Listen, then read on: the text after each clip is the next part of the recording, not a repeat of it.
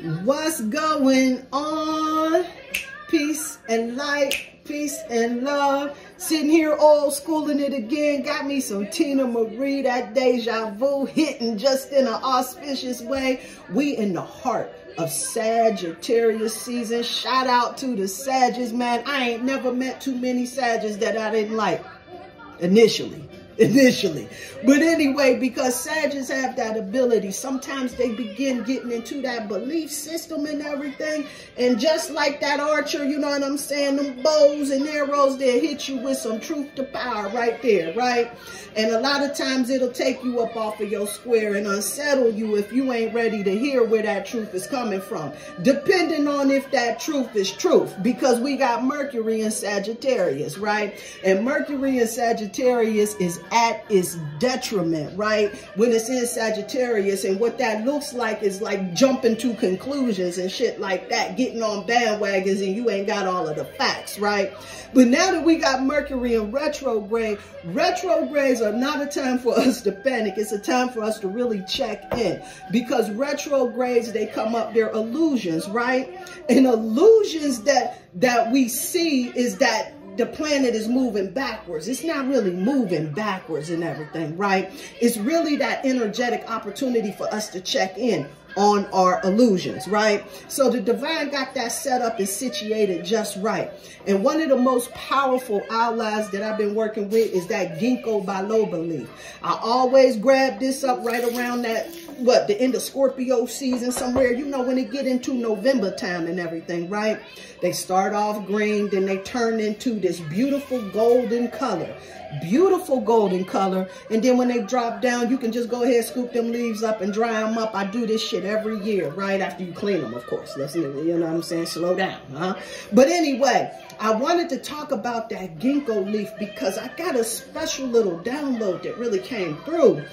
That really kind of spoke to the way that this energy is. See, that ginkgo tree, they got the male species and the female species. Now, typically, like in the parks and recreations, they typically plant the male species tree because the male species tree don't grow the fruit, right? But the feminine trees, the female species, they do grow the fruits, right?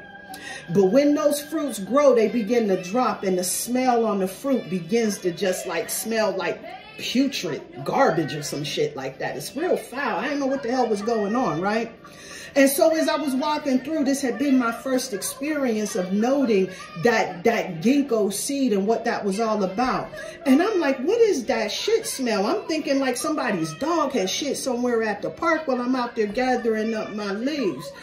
But I happened to just, someone said, look this shit up. And saw all of the seeds that was there, and I grabbed up a couple and I thought, oh shit, it's the seeds that stink like that, right?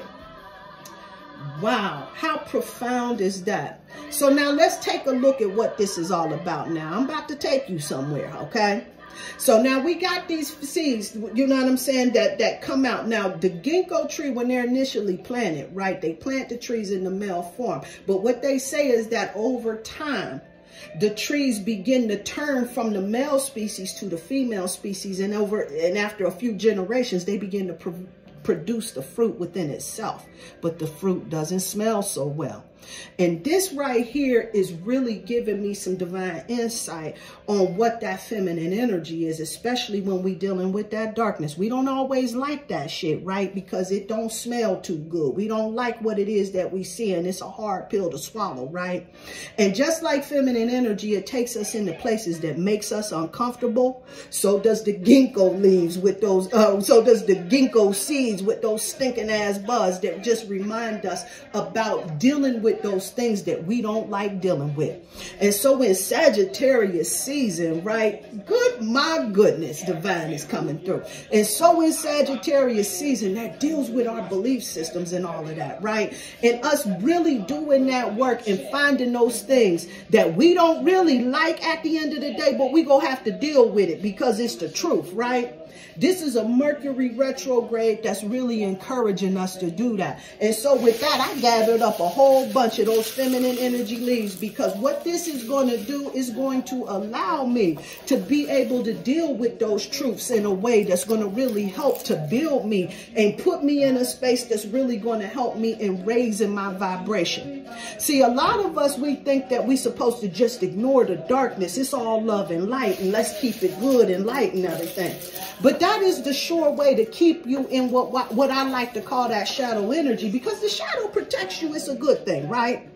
However, what it does also, it also stops you from being able to ascend. And so when we deal in that feminine energy, we deal with that darkness, those things that we don't like within ourselves, we heal them. And we begin to raise our frequency up, because now we ain't in a state of delusion, right? We living with truth, the power.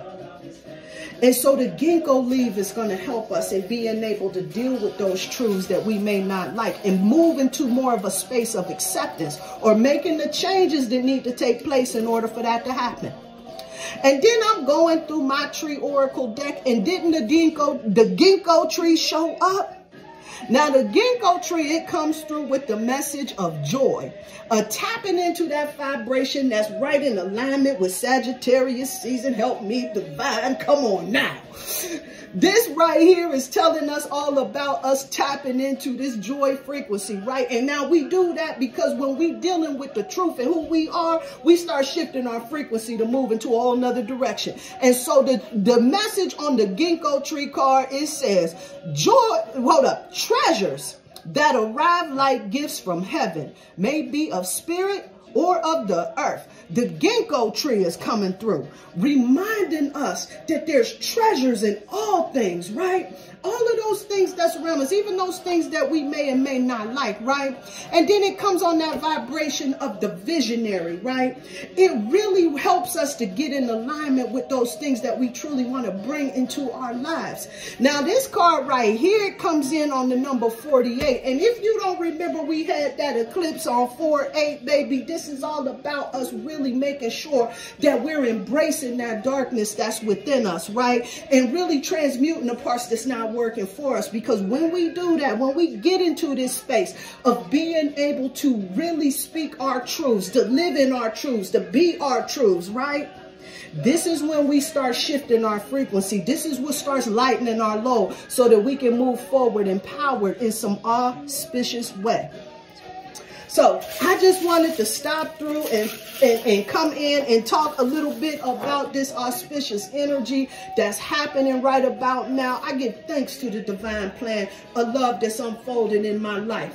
And like Stevie Wonder is saying on my old school playlist, and baby, don't you worry about a thing, because once you get this work, baby, once you start really tapping into the truth in your frequency, not that one that they told you you're supposed to be, how it's supposed to go, to programming and the teaching and all of that shit. I'm talking about the truth and where you at.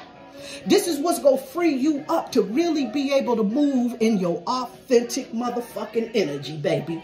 Truth to power. So listen, I just want to get you some of that ginkgo tea. Too bad if you didn't get out there and get you none of these ginkgo leaves, especially the ones that came up off of that feminine energy tree. This is really going to help us with our ascension. You want to get with me? Hey, reach out to me. I can definitely hook you up with a little bit of it. I'm at prettypriestess@icloud.com, but you go definitely want to get in on some of this particular tap in right here. Now, today, it being Thursday and everything, it's my obligation to Archangel Zadkiel just came through and told me, don't let him forget about lighting that candle for justice. Now, I done put a whole nother dimension on this, because on Thursdays is the day of growth and expansion. Oh, there's a whole nother loophole. I'm going to probably have to do a whole nother lab on that, because we dealing with that Gemini full moon that's going to be coming up soon. And when that full moon is in Gemini, this is all about us making some adjustments in our head, right? Because Gemini deals with Mercury energy. Mercury is about that communication, the retrograde that we in. But we dealing with this full moon in Gemini, which is really assisting us in being able to get some higher, some growth, some expansion, because this is where we at right now in that energy of growth and expansion, right? On how we've communicating and how we're discriminating the information that we're getting right about now. And so there's a lot of trickster energy that's going on out here in these streets. And that trickster energy, you know, in the Christian Bible, they said that that trickster energy was Jacob. And Jacob stole the birthright and turned into Israel. And who's rolling all of the damn communications and whatnot? Jacob energy, no doubt. But this is a time for us to be able to break the spell of that Jacob energy. And when we light that candle for justice, right? When we light that candle for truth to power, when we start working and doing that work and dealing with the shit that we don't like within our lives, this is when we start seeing that frequency shift. This is when we start moving mountains out here in these streets, right?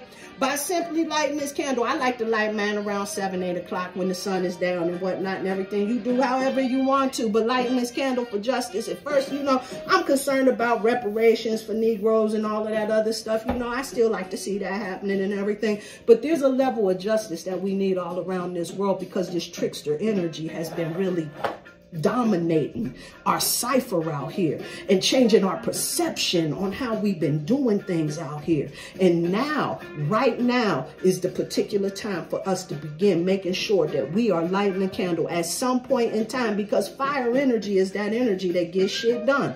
We about to move into this Mars retrograde and we gonna learn some powerful motherfucking lessons out here in these streets. I assure you, baby. But in the meantime, I'm going to continue and lighten these candles for justice. Man, I've been seeing justice pop up all over my life. And as we move into this 9 year, 9 is about that energy of closing out cycles, completing shit, achieving the things. You're going to see a lot of shit die, a lot of shit fall. And it is my prayer that that trickster spirit that has been deceiving our mentality, that has been distorting our perception and how we discriminate the information that we've been given, that comes to an end and we start to live in truth. This is my prayer.